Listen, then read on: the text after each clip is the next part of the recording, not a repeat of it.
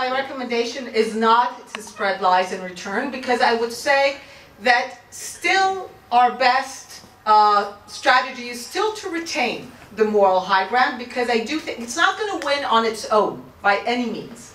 But without it, we are losing before we started. So we need to stick to what's true and what's real. But the good news is that we can win with that, but not just by thinking that it's enough to put out some facts out there and that in itself will win.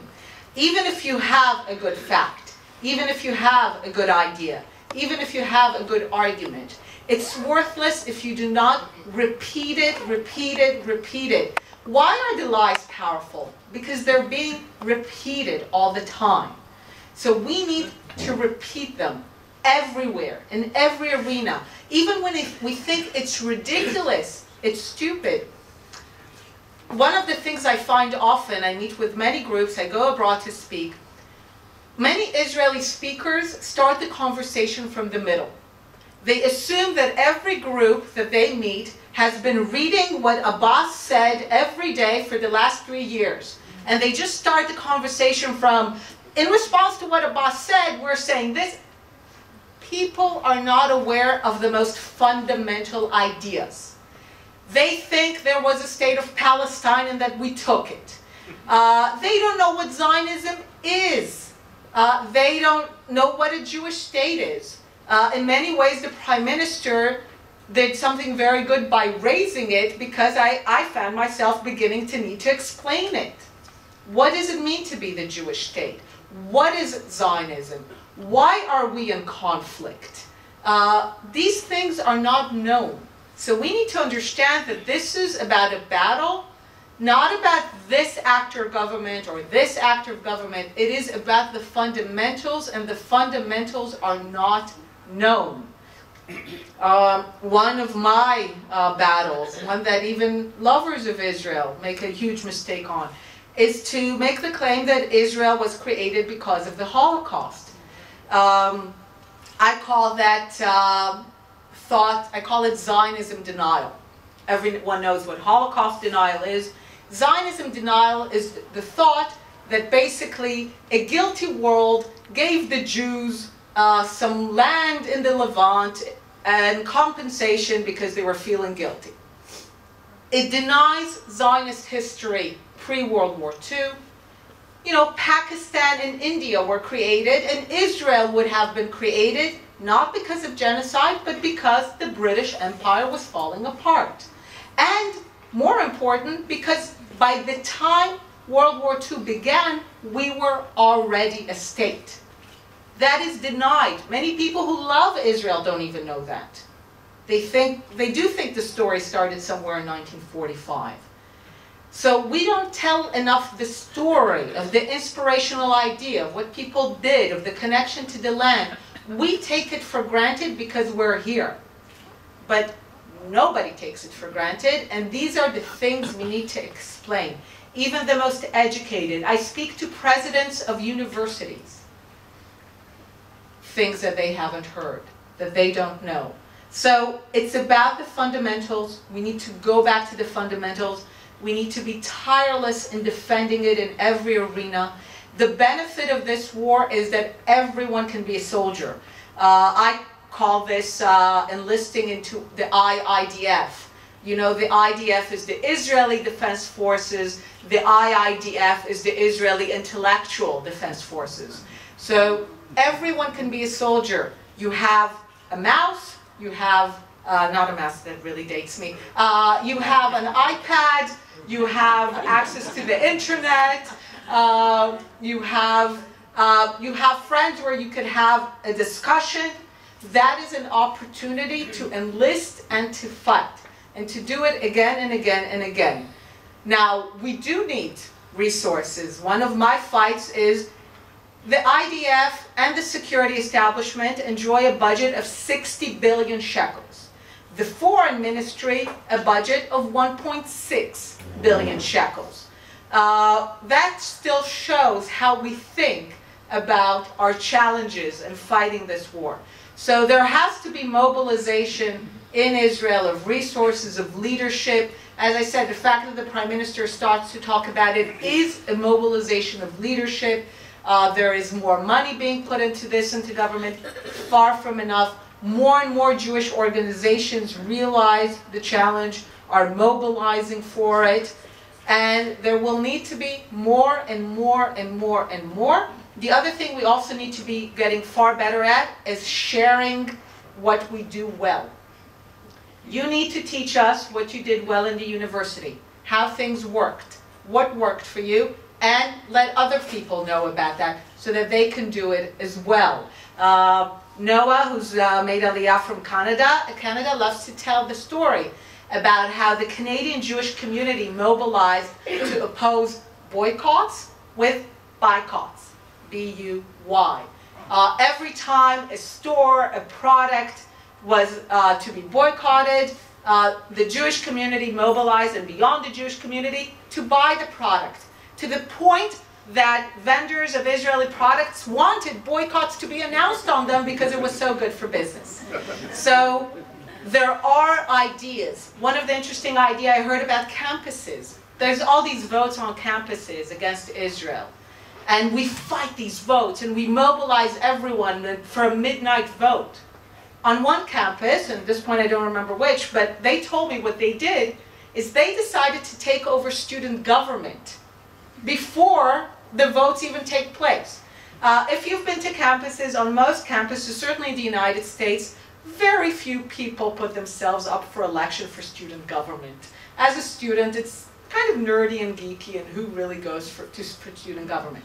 So if you have an organized group that decides to mobilize to take over student government, then you prevent the votes from even getting there. These are some of the ideas, and these ideas need to be shared as people gain victories in those battles. Thank you. Thank you.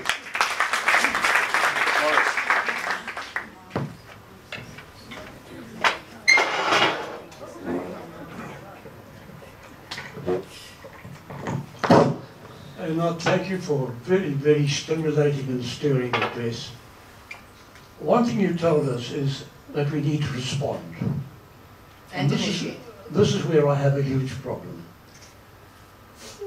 We are daily losing friends, real friends, when they read that an Israeli soldier did exactly what you said, gives children sweets that are poisoned, or other terrible things that they read about us, and we don't respond, then the world thinks that we either condone it or encourage it. And the terrible problem is that you can't get a responsible answer from any authority here. I get daily requests from people abroad who say, tell me, Morris, how do you answer this particular allegation? Now, I'd like Charles to tell us about his particular experience with regard to an article recently about Israel starving a village of water. He wrote to the mayor, he wrote everywhere, and he got no responses at all. And Charles, if you don't mind, please tell us about it.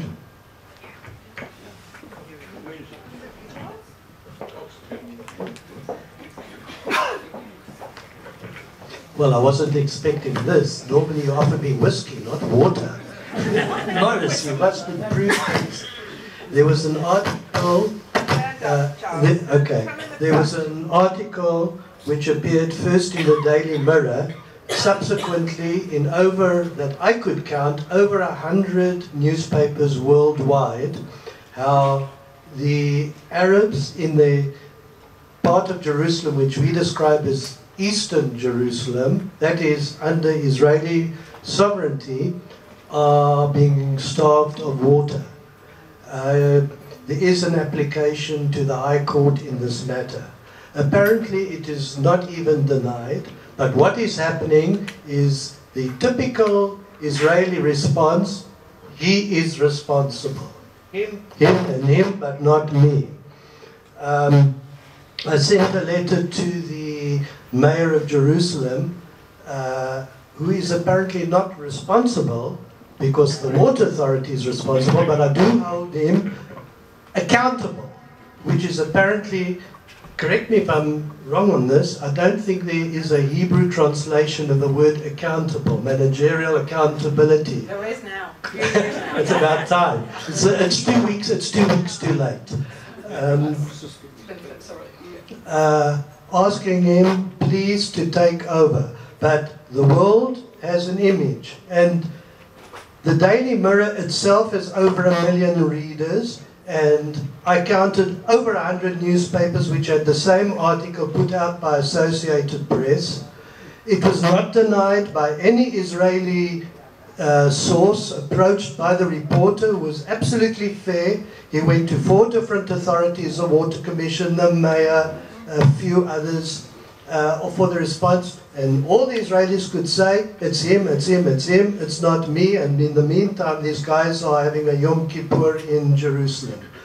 The image that arrives of Israel, in my estimation, probably between 10 to 40, maybe even 50 million readers around the world, is we simply don't know how to exercise proper municipal authority within Eastern Jerusalem. Things like that could lead us, could result in us having a problem holding on to East Jerusalem. I think I've spoken enough. I wasn't intended to speak. Incidentally, fantastic what you said.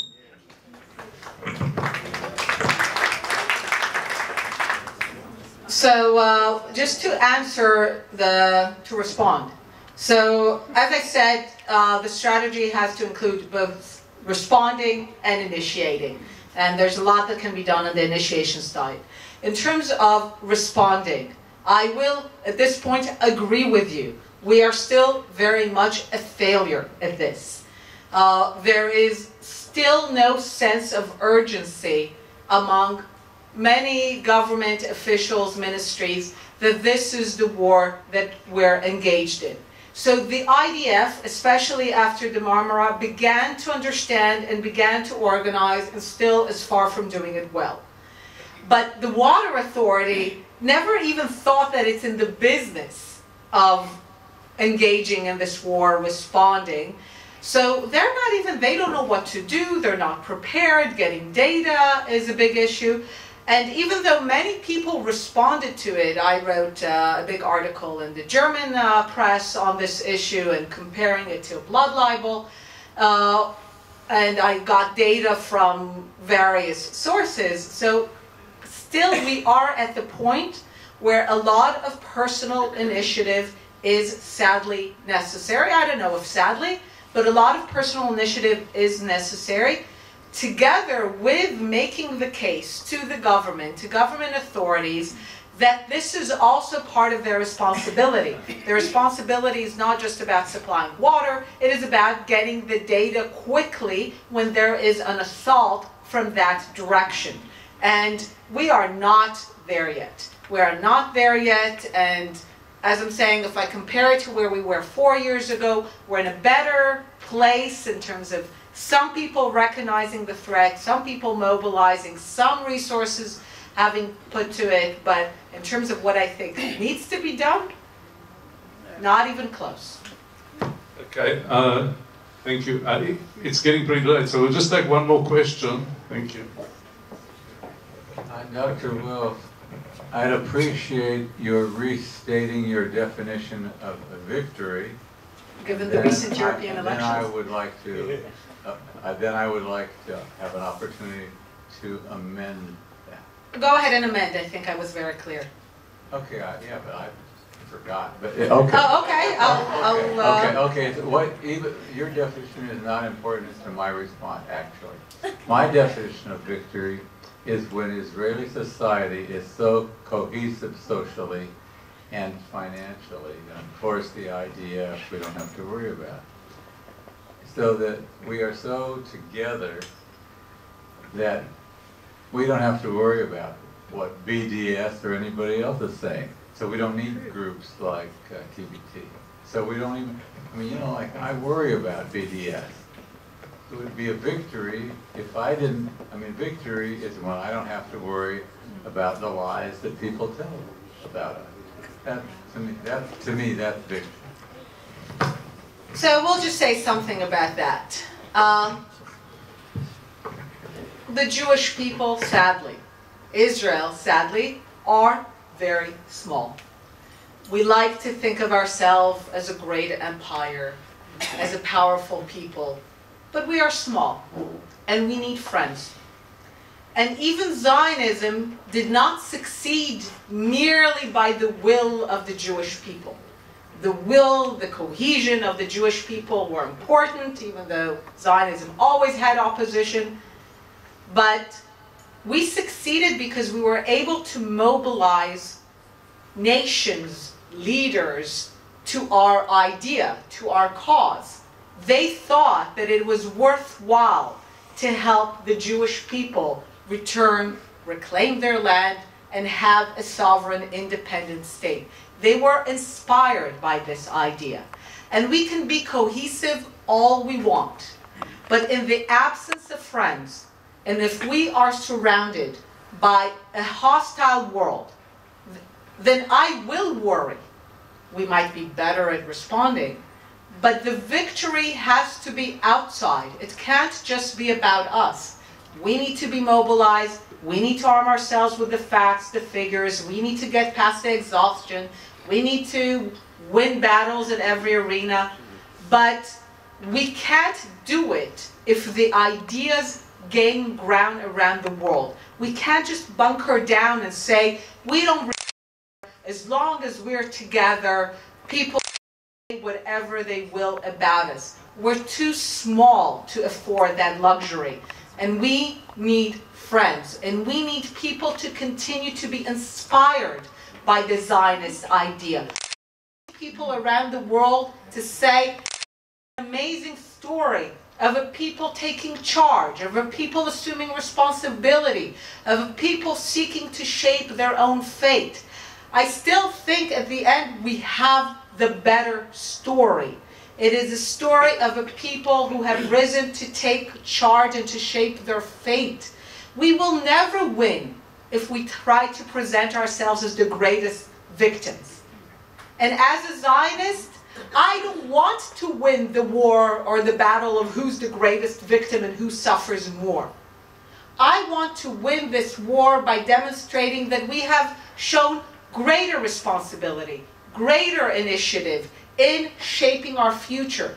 That this state was created not because anyone gave it to us. It was not created by a vote in the United Nations. It was created because we willed it into being, because we showed initiative. And part of the initiative was mobilizing friends. And I'm certainly not one to say that we don't need friends, we don't need support, because this is precisely what the battle is about. The battle is about making sure that we're alone, that we have no friends, and therefore if we disappear, nobody cares. And that's not something we could afford.